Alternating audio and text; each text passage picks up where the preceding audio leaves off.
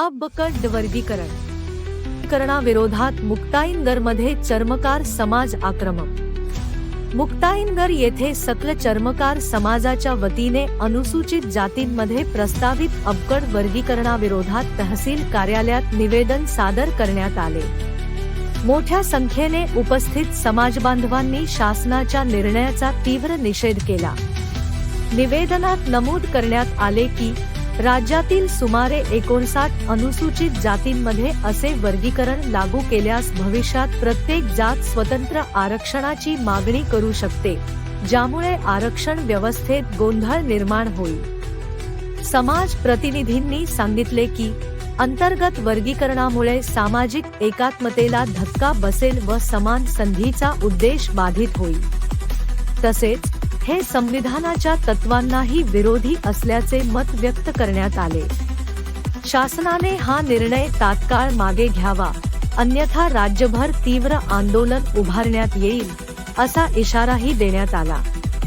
आरक्षण बचाव, वर्गीकरण हटाव हा आवाज राज्यभर तीव्र होत असल्याचेही यावेळी सांगण्यात आले।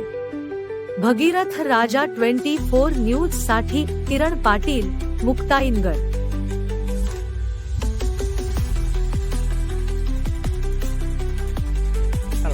डॉक्टर बाबासाहेब आंबेडकरांनी भारतीय संविधानामध्ये विशेष तरतूद करून देशातील अनुसूचित जातीच्या नागरिकांना व महिलांना जे आरक्षण दिलेलं आहे, यामध्ये एकूण 60 जाती या महाराष्ट्रामध्ये समाविष्ट आहेत। या 60 जातींचं जे सुखदुःख आहे आणि जे गरजा आहे त्या सर्व समसमान आहेत।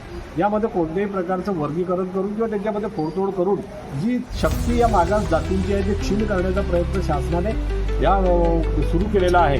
हा जो वर्गीकरणाचा जो डाव केलेला आहे, या वर्गीकरणाच्या षडयंत्राला आमचा पूर्णपणे विरोध आहे आणि हा विरोध नोंदवण्यासाठी आम्ही समाज बांधव आज तालुका कार्यालयावरती तहसीलदार यांच्याकडे निवेदन देऊन आमच्या भावना शासनापर्यंत पोहोचवण्यासाठी हे आंदोलन आज उभारलेलं आहे। शासनाने याची दखल घ्यावी व अनुसूचित जातीच्या वर्गीकरणास तातडीने प्रतिबंध करावा, ते बंद करावे अशी आमची मागणी आहे।